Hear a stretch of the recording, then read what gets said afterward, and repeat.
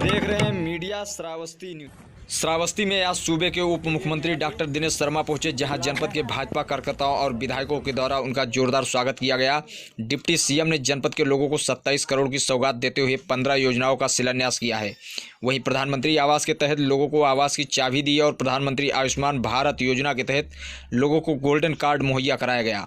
इसके बाद deputy CM ने एक जनसभा को संबोधित करते हुए कहा कि आज जनपद को करोड़ों की सौगात दी गई है और सरकार सबका साथ सबका विकास की नीति पर चल रही है। आज हमारा प्रदेश बदल रहा है, जमाना बदला है। पिछले दिनों हमारे मुख्यमंत्री योगी आदित्यनाथ पश्चिमी उत्तर प्रदेश गए थे, जहां पर लोग पलायन कर रहे हैं। उनके घरों पर जबरदस्ती पोस्टर चिपका कर दिया जाता है और लिख दिया जाता था कि घर में कोई नहीं रहता। लोग डर के मारे अपने घर को छोड़ देते थे, लेकिन योगी सरकार का जब से डंडा चला, लोग अपने घरों की वापसी करने लगे। जहां अपहरण होता था, डकैती होती थी, वहीं प्रदेश आज शांत हो गया है। पहले की सरकार का यह नारा था, खोली दुकान तुम्हारी, बंद दुकान हमारी। सरेआम लोगों की दुकानें लूट ली जाती थी और मामला भी दर्ज नहीं किया जाता था, जिससे लोग डर के मारे यहाँ पर अपना पैसा इन्वेस्ट नहीं करना चाहते थे, यहाँ पर फैक्ट्री नहीं लगाना चाहते थे। अपहरण एक उद्योग बन गया था। लोग नकल कराने के लिए दूर दूर से आते थे, लेकिन योगी सरकार आते ही सब बंद हो गया और कहा कि अगर किसी ने नकल कराने की कोशिश की तो उसका स्थान जेल में होगा और उसके ऊपर रासुका लगेगी। पहले की सरकार आती थी तो सिर्फ 70 से 75 हज़ार नौकरियां ही लोगों को मिलती थी, वह भी रसूखदार लोगों को, उनके ही घर वालों को दी जाती थी। वहीं नाम लिए बिना कहा कि 2 युवा नेता, एक उत्तर प्रदेश में, एक दिल्ली में, कोरोना काल में लोगों की सेवा न करके सिर्फ ट्विटर खेला करते थे। पिछली सरकार में तमंचा और कट्टा बनाने का अपराध करते थे, लेकिन अब यहाँ पर राइफल तोप बनाई जाती है। बिना नाम लिए ही उन्होंने कहा कि पहले माफिया सवारियां निकालता था, काली काली गाड़ियां, काले काले चश्मे और लंबे कद, साथ में शराब और राइफल, जिससे शरीफ लोग डर से घरों के अंदर चले जाते थे। यहाँ तक कि थानों में बैठकर दलाली हुआ करती थी। लेकिन अब ईमानदार सरकार आई है, जिसने सब कुछ बंद कर दिया। पिछली सरकार बीमारी और महामारी के नाम पर साल साल भर लोगों के मरने का इंतजार करती थी। जब लोग मरने लगते थे, उसके बाद जर्मनी, जापान, चीन से पोलियो, चेचक, खसरा के टीके मंगवा कर लगवाया करते थे।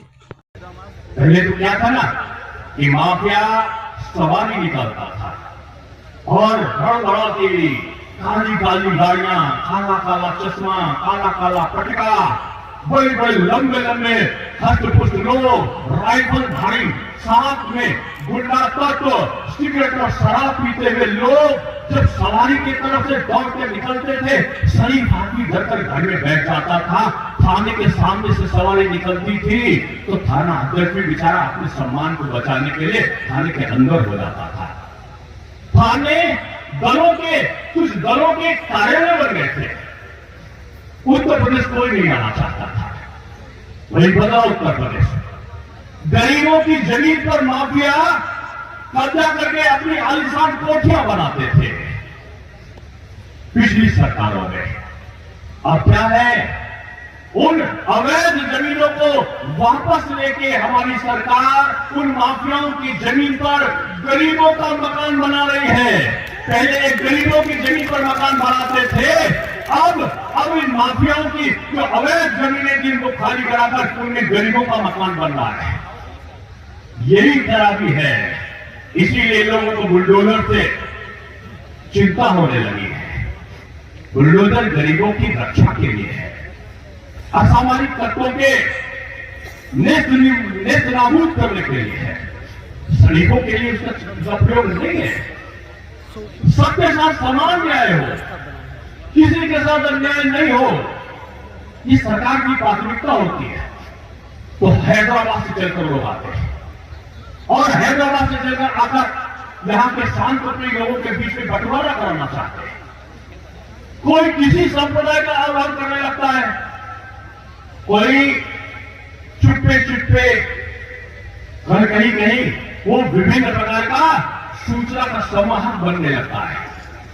बीजेपी को हटाओ, बीजेपी को हटाओ, अरे को हटाओ, क्योंकि गुंडा और माफिया आज जेल से निकलना नहीं चाहता है। अगर जमानत हो गई तो सीने पर तख्ती लगा के कहता है, योगी बाबा माफ करो, योगी बाबा माफ करो।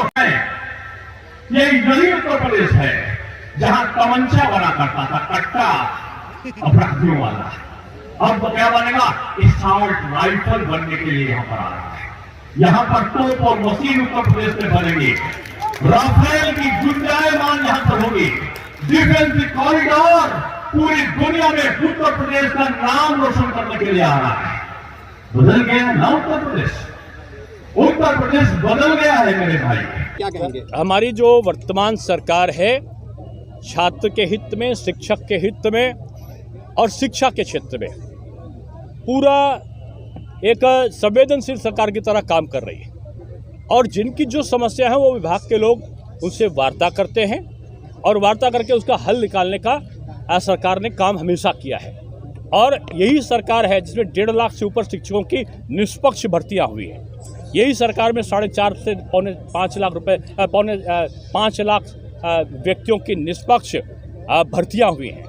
3.5 लाख से ऊपर संविदा कर्मचारियों की निष्पक्ष भर्तियाँ हुई हैं। 2 करोड़ लोगों को 1:1 प्रोडक्ट के अंतर्गत रोजगार का सृजन हुआ है। ये जवाबदेही सरकार है और सरकार किसी भी प्रकार का भेदभाव जाति और संप्रदाय और क्षेत्र के आधार पर नहीं करती। लेकिन वरुण गांधी तो अपना बागी तेवर दिखा रहे हैं। मैं इतना कह सकता हूँ कि किसी को शंका करने की जरूरत नहीं है। ये सरकार छोटे से छोटे व्यक्ति से लेके बड़े से बड़े व्यक्ति के प्रति जवाबदेही सरकार है और सबकी चिंता करने वाली नहीं, किसी के भी कोई दिक्कत होगी सरकार सुन के निवारण करेगी। एनएचएम के संबंधक कर्मी बैठे हुए 7 दिन घर में नहीं, देखिए जिसका भी अब पर्टिकुलर तो आप विषय अगर पूछ रहे होंगे तो जिला प्रशासन इसको देखे। महागठबंधन मनाया जा रहा है, इसको क्या लेके करेंगे? देखिए कुछ दल ऐसे हैं जो केवल प्रचार में लगते हैं। वो 4.5 साल तक घरों पे बैठे रहते हैं और कोरोना से संक्रमण काल में भी उनके बड़े नेता अपने चुनाव क्षेत्र तक में नहीं जाते। आज जो है उनके पास में प्रत्याशी नहीं है और इसके लिए कभी इधर से कुछ लाने की कोशिश कर रहे हैं, कभी उधर से लाने की कोशिश कर रहे हैं। उसके बावजूद उनके पास में प्रत्याशी नहीं है और इसलिए नहीं है कि संकट के समय उन्होंने जनता के प्रति जवाबदेहीता स्वीकार नहीं करी थी। विवादित ढांचे को लेकर कुछ लोग आज काला दिवस मना रहे हैं, कुछ लोग सौर दिवस मना रहे हैं, आप क्या कहना? देखिए अब तो माननीय सुप्रीम कोर्ट का निर्णय आ गया है और माननीय सुप्रीम कोर्ट के निर्णय के बाद ये स्पष्ट हो गया है कि वहाँ पर श्री राम लला का मंदिर का निर्माण होगा और वो भव्यता के साथ में हो रहा है। और केंद्र और प्रदेश की सरकार ने जो बाधाएं आई थी उनको माननीय न्यायालय के दिशा निर्देशों के अंतर्गत उनको दूर किया है और माननीय मोदी जी तो खुद शिलान्यास करके आए हैं। अब तो बात पुरानी हो गई कि रामलला हम आएंगे मंदिर वहीं बनाएंगे। अब तो रामलला आपकी कृपा दृष्टि से हम वहां पर आ भी गए और मंदिर बना भी रहे हैं।